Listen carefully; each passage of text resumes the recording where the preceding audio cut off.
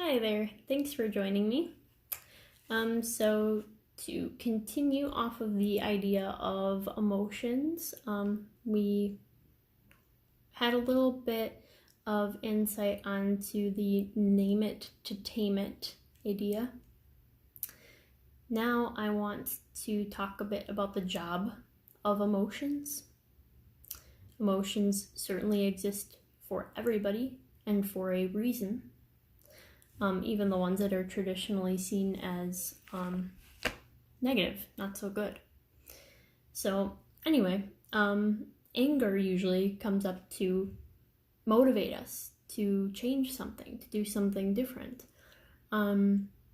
Anxiety comes up sometimes to protect us when we're feeling like we might not be in a very good situation.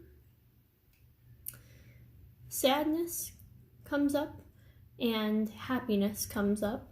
Sometimes we're a little bit oversensitive to things, or we feel triggered because of something that's happened in our past or something that needs to be communicated that hasn't been already communicated clearly. So overreactions do happen, but the point is you don't need to try to get rid of your emotions or push them down. You just want to be able to manage them effectively and not let them control you. You should be the one taking hold of them. So very, very important. Emotions do have a job and a role. I wanted to talk to you about a scenario. Maybe this rings true for some of you. I kind of hope so. So that it feels more real and maybe you can apply it to your life a bit better. So here's a scenario, and I would like for you to think about what Kayla might be feeling and what the job of the emotion might be. Kayla's parents split up when she was 12, and her father recently remarried. Kayla didn't like the way that Mary, his new wife, treated her. She was often really critical of Kayla, and it seemed like she was trying to be Kayla's mother. One day after school, Kayla left her report card on the kitchen table for her father to see. She was proud of herself for having gotten a B in math, a class she had always struggled with.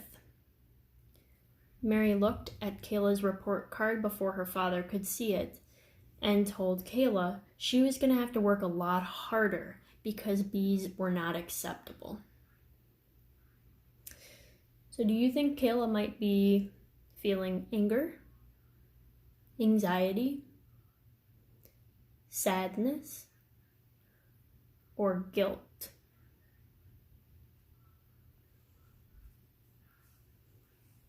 If I had to guess just based off of the scenario, I'd say the predominant emotion is anger, like more frustration. Can you think about what the job of that emotion might be in this circumstance? I think it might be to motivate Kayla to have more of an open dialogue, some conversations with Mary and probably her dad too, about the kind of dynamic that they have together and the fact that she's uncomfortable with Mary setting some rules or having any kind of standards for her grades when she doesn't see her really as her mom.